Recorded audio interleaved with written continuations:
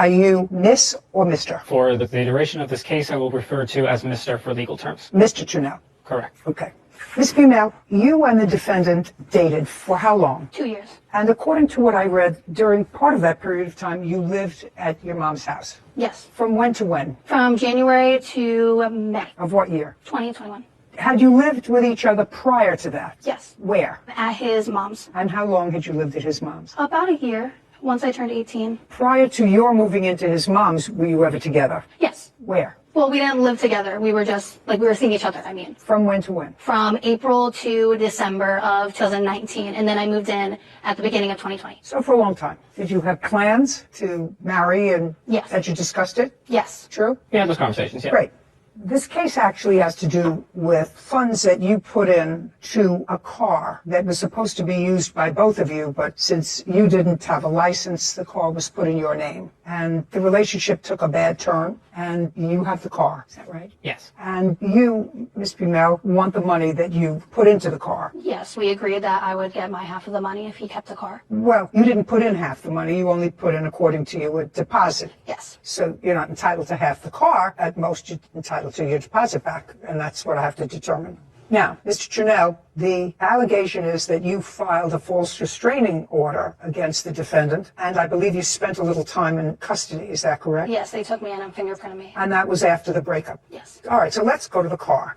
You were living with your mother when the car was purchased? Yes. Okay. Mr. Trunell, month and year the car was purchased? May of 2021. So that was immediately prior to the breakup? Yes. What kind of car was purchased? 2014 Ford Focus SE. And the purchase price? We put down a deposit of $7,000. Total purchase of the car was just under $11,000. So there was finance charge Yes. on the car. Who financed the car? I did. Through what institution? My bank account. I was paying it through my debit card while I was working. I understand that, but what institution? What Bank of America. credit? Bank of America. And what were the monthly payments? $200 around there. So if the car was purchased immediately prior to the breakup, the plaintiff really didn't get any benefit or use of the car. Very little, maybe at most 30 days. That be a fair statement? I'd say so. Fair statement? Yes. And how much, Ms. Buellman, did you put into the car? I put in $6,000. Is that correct? Correct. I'd like to see proof that you put in $6,000.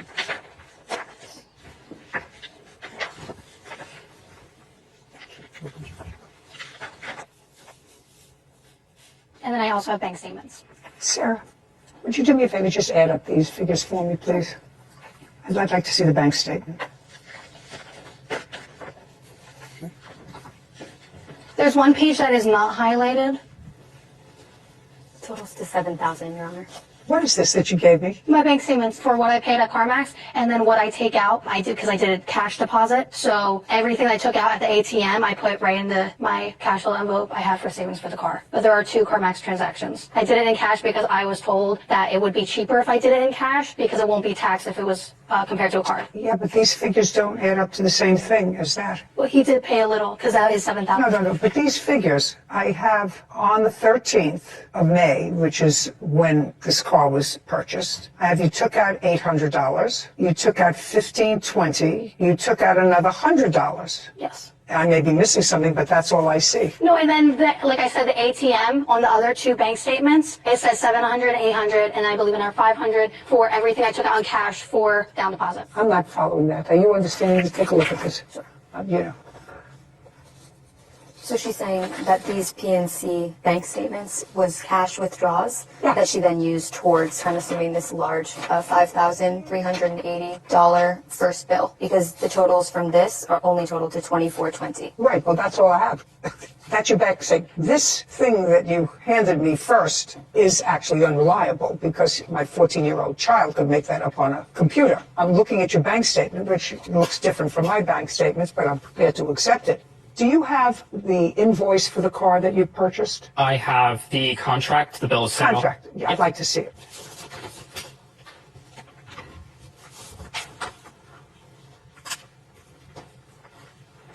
And I'd like to see your bank statement, please. I don't have bank statements with me. Any reason? In my search, there were no correlations on May 13th towards the purchase. Only records that came up were towards the insurance and car payments that followed after the date. So I did not believe it was reasonable for me to submit that as evidence. In the future, you should let the fact finder determine whether it's reasonable or not, right? Yes, sir. Okay. Now, when you finance the car, what this requires you to do is to maintain insurance. Yes. And it requires you to maintain insurance for both liability and collision until the remainder of the loan is paid off. Yes. Did you? Yes. Good. Now, without going into anything else, the two of you are no longer together. We may have to get into that later on the protective order, but the car was totaled. Yes. After the breakup. Yes. And the car was totaled and insured so that there was payment by the insurance company. Yes. How much? $6,000. Do you have any proof of that? No. Now, when you received the $6,000, the balance of your loan was $7,000. When was the car totaled? September 29th of 2021. So you had the car for a few months and made a few payments. Yes. Okay. Well, this looks to me as if she put down most of the down payment. Yes. And that at most you paid registration, tags, and a couple of car payments, which didn't total $6,000. Correct. Well, why didn't you give her the rest of the money? Are you following me? I mean, that doesn't seem like rocket science. It wasn't your money. The two of you broke up. And it's clear to me that you had a minimal investment in this dollar-wise. The reason I didn't was mainly because I was the only person that could hold on to the car and keep it legally. Because it was under my insurance, I was able to finance it from there. Okay. Well, what you should have said to me was, I got a check for $6,000, but the $6,000, didn't that have to go to Bank of America? Yes, it did. It went to Bank of America, went to my account. I used it towards paying off medical bills from the accident, and I used it towards rent for my home. Well, why didn't you use it towards paying off the car loan? The insurance company had paid off the rest of what I was owed to pay on the car to CarMax. They paid it off. Oh, so they paid it off, plus they gave you $6,000. No, let me correct. I apologize. I'm very nervous. The insurance company, after the incident, had paid off the rest of what was owed to CarMax from me. Okay, so the insurance company paid off to the lender, Yes. which was left, which was, let's say, $6,000. Yes. And in addition to that, they sent you a check. Yes. I used that check towards my bills, and I used it towards my rent. Okay, well, that you can't do, because that really wasn't your money. You didn't spend that money. Didn't you feel as if it was appropriate to give it back to her? I would have if I wasn't in the situation that I was. And What situation were you? I was injured. Who is after- this? Is this your mother? Yes. Okay. Are you living with your mom? Yes. Okay, well, so you weren't on the street. I assume that you feed your child when you have to. He was actually taking care of me at that time. Oh, great. Well, if you had the money to take care of your mother, then you should have returned the money to her. So she's entitled to that money. You were compensated for it by the insurance company, and you had no right to keep it for your own bills. Okay. Got it? Yes. Easy.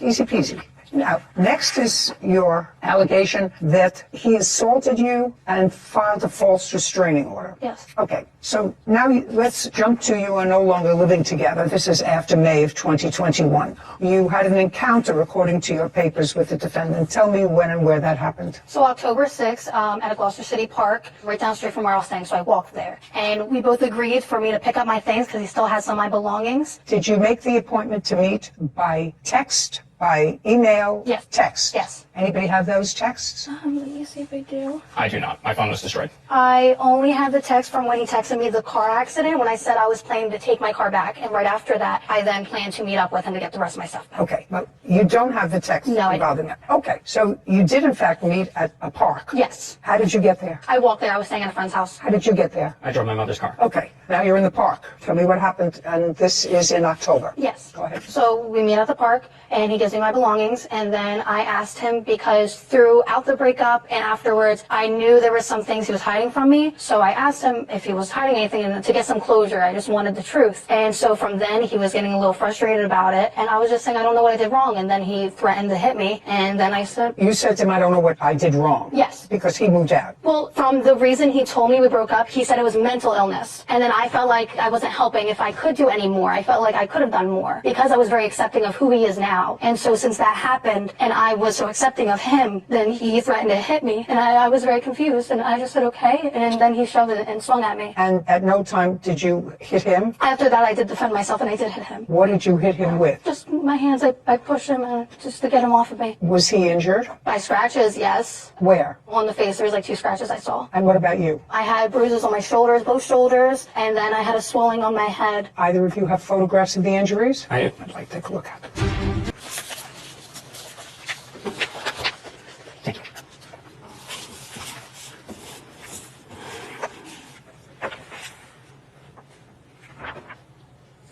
Okay.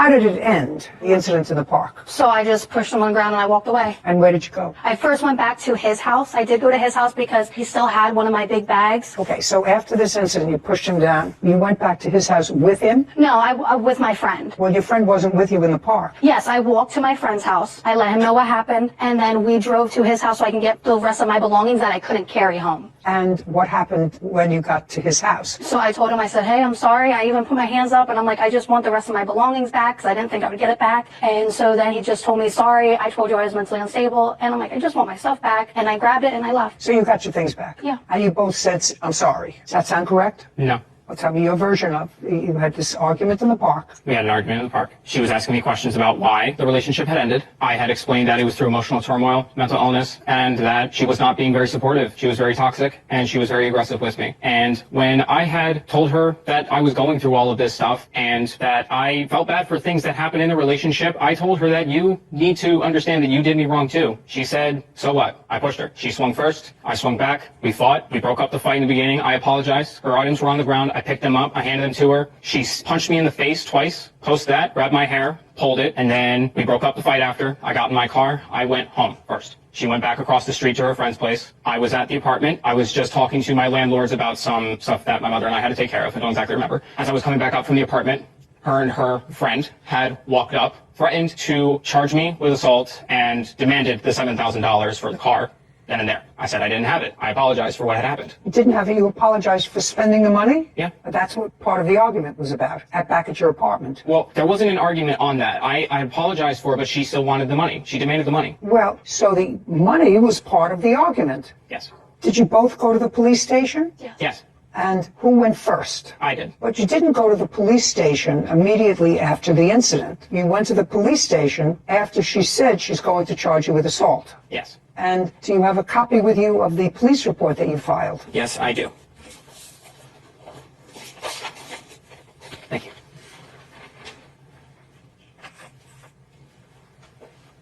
You have a copy of the police report you filed? I do not. You do not. Okay. So you were not injured, and what I'm putting together here is that you went to the police station and filed this because she had threatened to go to the police and charge you with assault. You went there, you got there first, and you got there second. Is that right? And by the time you got there, is that the time they took you into custody? Yes. Okay.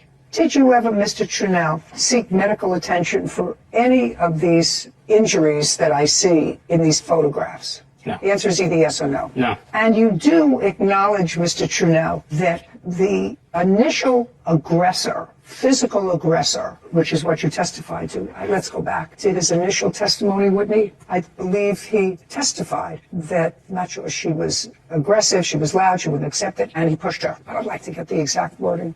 So I told her that you need to understand that you did me wrong too. She said, so what? I pushed her. She swung first. I swung back. We fought. Okay, so after you pushed her, after you put your hands on her, according to you, she swung at you. Correct. Okay, well, you didn't expect her to give you a kiss after you pushed her. No.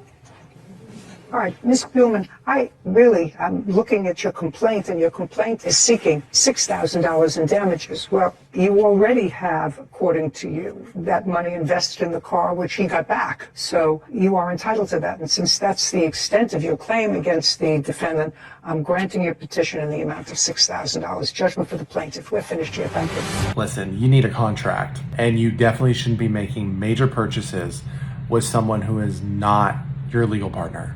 In so many of these cases, a situation like that just leads to disaster. Everyone's a little different, but this case is an example as to why you need to protect yourself and you need things in writing. I can understand mental illness being a factor as to why a relationship doesn't survive, but I don't understand how this one in particular led to violence. They've admitted to being the aggressor, admitted to spending money that was designated for the car on other things, but money from an insurance company isn't the same as a gift. That was designated for the car, and so clearly she should have been paid back. And that's why I'm a little confused as to why the defendant resorted to violence by pushing her away in their final confrontation when he admitted to being at fault. That's just an interesting response to me, and maybe that has something to do with the mental illness that he claims that he's been going through. A tough situation though between them. That's a tough relationship and a bitter ending. Hopefully both of them were able to come away from this case and found love elsewhere. But let me know what you think about this case. Have you been in a situation like this? How did it end? Let me know in the comments. Thanks for watching.